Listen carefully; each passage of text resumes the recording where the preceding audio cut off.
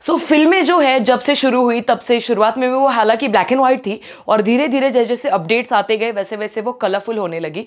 और अब आज हम सभी लोग हैं 2023 के मार्च में, यानी कि 21वीं सदी में। और इस 21वीं सदी में भी एक ऐसे फिल्म आ चुकी है जो वापस ब्लैक एंड वाइट होने वाली है, हाँ, जिसका नाम है भीड़। आई एम श्योर आपने इसका अनाउंसमेंट वीडियो देखा ही होगा यूट्यूब पे, क्योंकि काफ़ी अच्छा मतलब डिस्कशन चल रहा है फिलहाल इस अनाउंसमेंट वीडियो को लेकर। मैं आज मेरे जो ओपिनियन है वो आप सभी के सामने रख रही हूँ, बिकॉज वाई नॉट।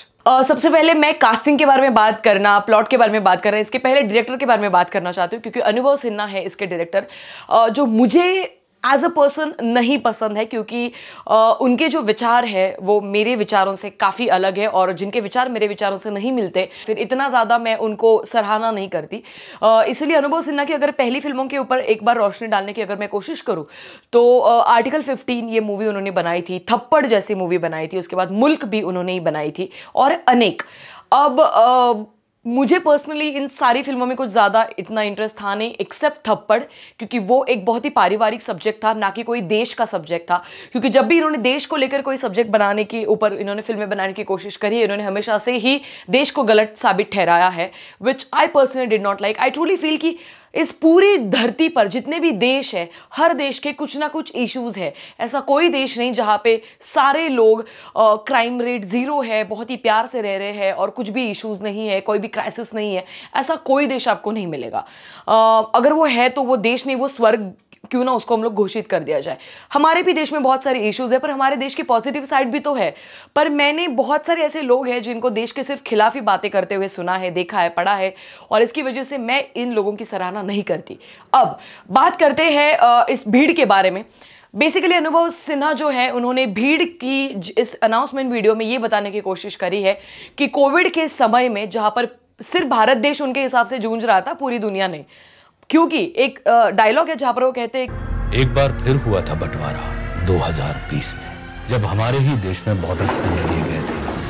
मुझे वो देख के बहुत ही मतलब वाहियात आइडिया लगा वो पर्सनली, क्योंकि मैं ऐसे सोचती हूँ कि जिस प्रकार से मोदी गवर्नमेंट ने कोविड के समय हमारे देश को हैंडल किया है, वो अगर कोई और गवर्नमेंट रहती तो मुझे नहीं लगता वो पॉसिबल हो भी सकता था। Now I know there are so many people जो मुझे बुलाएंगे कि हाँ भक्त है, ये गोदी media and all that stuff. I don't believe in that. It's just like जो चीज़ सही है मैं उसको सही कहती हूँ, जो चीज़ गलत है मैं उसको गलत कहती हूँ। और सही चीज़ यही है कि जिस तरीके से हमने 24 करोड़ तक वैक्सीन जो है टोटल 101 देशों को सप्लाई की है, वो भी कोविड के समय में, जहां पर अगर हम लोग फॉरेन कंट्रीज के बारे में बात करें तो बहुत सारी ऐसी कंट्रीज जैसे अमेरिका वगैरह के जिन्होंने कोविड के वैक्सीन के समय पर बैन लगाया हुआ था जिस मटेरियल से वैक्सीन बन रही थी, जिसकी वजह से वो बाकी के देश नहीं चाहते थे कि दूसरे देशों के हम लोग हेल्प करें, पर वहां पर हमारा देश था जो स्ट्रांगली खड़ा हुआ, ना ही सिर्फ खुद के लिए बट आसपास के पड़ोसी सभी मुल्कों के लिए, सभी देशों के लिए। और इसीलिए आई ट्रूली फील कि बहुत सारे लोग हर इंसिडेंट्स की पॉजिटिव और नेगेटिव दोनों साइड्स होते हैं, पर अगर आप सिर्फ नेगेटिव की छाती पीटते रहोगे तो आप जिंदगी में कभी खुश नहीं रहोगे, और ना ही आप दूसरों को खुश रहने दोगे एटलीस्ट। तो वापस मैं मुद्दे पर वही आती हूँ कि जिस प्रकार से उन्होंने अनाउंसमेंट वीडियो दिखाया है कि बंटवारा हुआ था 1947 का, तो भाई साहब मैं बताना चाहती हूँ 1947 में जो सिचुएशंस हुई थी, बहुत ही बड़ी तादाद में लोगों को मार दिया गया था, बहुत ही बड़ी तादाद में खून खराबा हुआ था, बहुत ही बड़ी तादाद में नरसंहार हुआ था, रेप्स हुए थे, लूटा गया था, बहुत सारी चीजें थी। अगर आप इतने बड़े चीज को इस चीज के साथ कंपेयर कर रहे हो, जो कि सिर्फ मैं मानती हूं कि जो वर्कर्स कम्युनिटी थी कोविड के समय उनकी बहुत ही ज़्यादा हालत बुरी थी, और जिसके लिए हर किसी ने अपने अपने तरीके से उनकी हेल्प करने की कोशिश की, पर आप इसके लिए अगर गवर्नमेंट को दोषी ठहरा रहे हो या फिर उनको अगर आप ब्लेम कर रहे हो तो आई थिंक ये बहुत ही गलत बात है। एंड आई ट्रूली फील कि ये बहुत ही एंटी नेशनल थॉट्स है। अभी भी मैं इसी सोच की, और 100 साल के बाद भी अगर आने वाली पीढ़ियां मुझसे पूछेंगी अगर मैं जिंदा हूं तब तक, तो ऑब्वियसली कि कोविड के समय हमारे देश ने क्या किया, तो कोविड के समय हमारे देश ने बहुत ही अच्छी तरीके से सिचुएशंस हैंडल करी है। जिस प्रकार से मोदी जी हर बार लाइव आते थे, हम सभी के बीच पॉजिटिविटी फैलाने की कोशिश कर रहे थे, चाहे वो दिए लगाना हो, चाहे वो कैंडल जलाना हो, चाहे वो थालियां पीटना हो, ये सारी चीज़ें आपको बचकाना लग रही थी, बट ट्रस्ट मी ये सारी चीज़ें सिर्फ यही बताने की कोशिश कर रही थी कि हम सभी लोग एक हैं, यूनिटी से एक दूसरे की हेल्प करनी है, क्योंकि वो समय बहुत ही मुश्किल था। और ये मुझे लगता है कि ये क्राइसिस के लिए पूरी दुनिया दुनिया तैयार नहीं थी, ना ही सिर्फ हमारा देश। तो जिस प्रकार से आप दोनों इंसिडेंसेस को एक साथ कंपेयर कर रहे हो बहुत ही गलत है।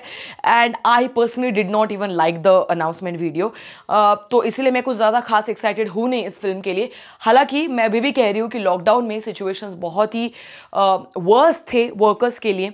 एंड डेफिनेटली उनकी स्टोरी आप बताइए, आपके पास एक मौका है, प्लेटफॉर्म है, आपके पास कैलिबर है, पैसा है, सब कुछ है, आपके पास आर्टिस्ट है, पर उस प्लेटफॉर्म का इस्तेमाल आप देश को पूरी दुनिया के सामने अच्छा रखने के लिए कीजिएगा, वरना बहुत ही एंटी नेशनल्स की इस पूरे देश में कमी तो है ही नहीं।